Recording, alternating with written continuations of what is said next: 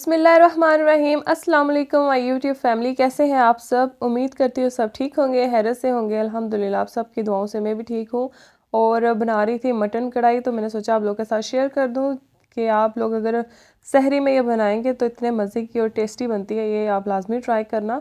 इसमें मैं प्याज नहीं ऐड करूँगी, बस अदरक लहसुन का पेस्ट, कुछ हरी मिर्चें और कुछ नमक और टमाटर इस तरह से रख के ना बाद में इसके छिलके उतारूँगी, मैं आपको दिखाऊँगी। और इस तरह से मिर्चें ऐड कर देंगे इसके अंदर। थोड़ी सी कुटी हुई मिर्चें ऐड करके 1 ग्लास वाटर ऐड करके इसको दम पे चढ़ा दूँगी। कुछ देर के बाद जो है ना टमाटर के छिलके इस तरह से मैं चिमटे की मदद से उतार लूँगी और ये बहुत जल्दी जो है ना फिर मैश हो जाते हैं। अब मैंने 1 कप इसमें दही ऐड कर लिया ग्रेवी के लिए और इसको अच्छे से भून लूँगी। बिजली चली गई थी और इसलिए आपको क्लियरली शो नहीं हो रहा, इसके लिए माज़रत। और इस तरह से ना ग्रेवी बना के इसको अच्छे से भून के कुकिंग ऑयल डाल के, थोड़ी सी कलवंजी डाल के, कसूरी मेथी, गरम मसाला सारा कुछ डाल के इसको अच्छे से भून के फिर इस तरह की हांडी तैयार हो जाती है। तो क्लियरली मैं आपको शो नहीं कर सकी क्योंकि लाइट चली गई थी। अब जब मैं इसके अंदर धनिया डालने लगी थी तो मेरा बेटा भी आ गया था मेरे साथ और उसने मेरी हेल्प की और धनिया साफ़ कर लिया। और धनिया को ना इतना खूबसूरत धनिया था, तो कुछ येलो पत्तर थे उस पत्तर सॉरी पत्ते थे, तो उनको मैंने उतार लिया था। साथ से उसको चॉप करके ना मैं टिश्यू पेपर में डाल के इसको स्टोर कर लूँगी और ये काफ़ी अरसे तक चलेगा। अगर हम इसको वॉश करेंगे ना अभी तो ये बाद में ख़राब हो जाएगा, तो जब हम यूज़ करेंगे ना तो इसको वॉश कर लेंगे तब। तो आज तबीयत इतनी ख़राब थी ना, मेरा ड्रेस भी वही लगा हुआ था, वो मुझे सर्दी इतनी सख्त लगी हुई थी क्योंकि मुझे माइग्रेन होया हुआ था। माइग्रेन में पता है आपको नोज़िया, वॉमिटिंग और ये सब कुछ इतना होता है ना कि बंदा कमज़ोर होया होता है। तो 72 आवर्स का होता है और अभी तो मुझे आई थिंक सो कुछ ही घंटे हुए थे, फिर भी मैं उठ गई क्योंकि मुझे वीडियो स्किप नहीं थी करनी और साथ बच्चों को खाना वगैरह भी मैंने ही देना था। तो अब्दुल हादी मेरी हेल्प कर रहा था किचन में, उसने सारी हरी मिर्चें भी साफ़ कर ली थी और इनको भी स्टोर कर लिया साथ ही। तो जब भी अब्दुल हादी किचन में मेरी कोई भी हेल्प करता है तो हानिया को कॉपीराइट इश्यूज़ आते हैं और वो भाग के आ जाती है क्योंकि उसने कॉपी करना होता है उसकी हर चीज़ को। जैसे मुझे यूट्यूब पे कॉपीराइट इश्यूज़ आ जाते हैं। खैर अभी तो फ़िलहाल नहीं आए, शुरू में बहुत ज़्यादा आए हैं। तो कोशिश करती हूँ कोई ऐसी चीज़ ना लाऊं कि उसमें कॉपीराइट इशू आए, क्योंकि उसको उतारना फिर बहुत मुश्किल हो जाता है। तो यहाँ पे ना अबू आ गए थे और बच्चों को मैंने बोला कि अबू को फ्रूट चाट बना के देनी है, तो वो खुश हो गए थे ना, फिर बोल रहे थे कि हमने खुद बनानी है। तो पहले तो मैं हैरान हो गई ना कि परेशान भी हो गई कि इन्होंने कभी बनाई नहीं, अब मैं हर बात पे इनको मना करूँगी तो ये थोड़े से डिसहर्ट हो जाएंगे।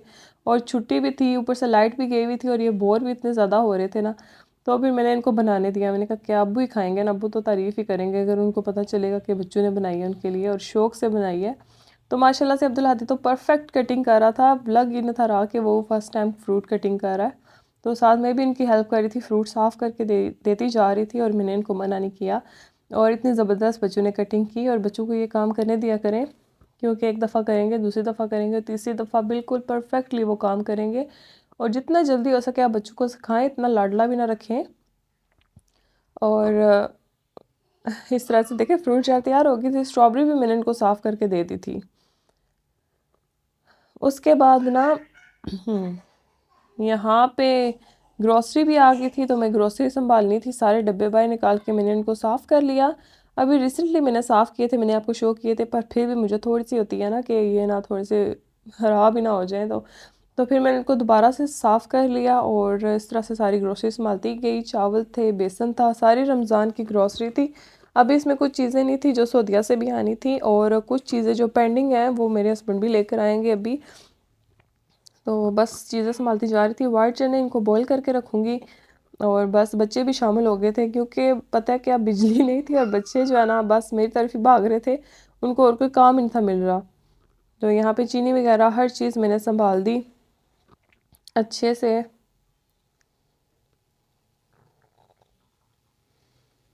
और अजलान स्टिल लगा हुआ था ना कि मामा ये वाला डब्बा छोड़ें और मैंने जो पकड़ा हुआ है उसको पकड़ें। तो फिर ना मैंने उनको कुछ खेलने के लिए दे दिया। फिर मैं सारी चीज़ें ऊपर उठा के ले आई क्योंकि नीचे तो वो कुछ मिनट करने दे रहे, और लाइट की वजह से मैंने वहाँ पे रखा हुआ था सारा कुछ। और फिर मैं शेल्फ़ पे रख लिया। यहाँ पे थोड़ी सी लाइट की कमी है तो सॉरी फॉर दैट। और यहाँ पे मैंने डाल दिए थे इसके अंदर सारी चीज़ें, सूखा धनिया वगैरह, गरम मसाला, बसार, ये सारी चीज़ें मैंने पीस के ना मिक्स करनी थी, फिर मैंने इसको एक ही डब्बे में डाल दिया। उसके बाद यहाँ पे चाय पत्ती थी और नमक और रूह अफ़ज़ा तो जान है ना रमज़ान की, और डालडा घी। अफ्तार के लिए जामे शीरी और सहरी के लिए डालडा घी, ये बहुत ज़रूरी है। अल्लाह ताला सबको सबको ये तौफ़ीक दें कि ये चीज़ें ख़रीद सकें। अल्लाह ताला सबको इस काबिल बनाए कि अपना दस्तरख़्वान सजा सके। अल्लाह ताला सब मुसलमानों को रमज़ान के बबरकत महीने में हर चीज़ नसीब फरमाएँ। और आप लोग भी कोशिश करें कि अपने आस-पास देखें कि किसी को किसी चीज़ की ज़रूरत है, किसी मदद की ज़रूरत है, तो आप लाज़मी उन तक चीज़ पहुँचाएँ। अगर आप 2 चीज़ें खा रहे हैं तो प्लीज़ एक तो लाज़मी उन तक पहुँचाएँ। तो मेरी यही ट्राई होती है कि मेरे आस-पास जहाँ तक मेरी पहुँच है, ज़ाहिर है मेरे साथ बच्चे होते हैं, दिन को मैं अकेली होती हूँ, फिर भी मेरी ट्राई होती है अगर मैं कोई चीज़ बनाऊँ तो मेरी जहाँ तक पहुँच है तो मैं वहाँ तक चीज़ें पहुँचाने की कोशिश करूँ।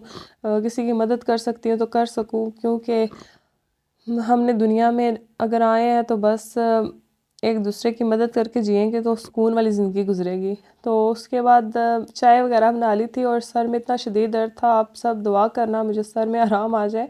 और अगर आपको मेरा व्लॉग अच्छा लगा, मेरे चैनल को लाइक कर दें, शेयर कर दें और सब्सक्राइब कर दें। Thank you.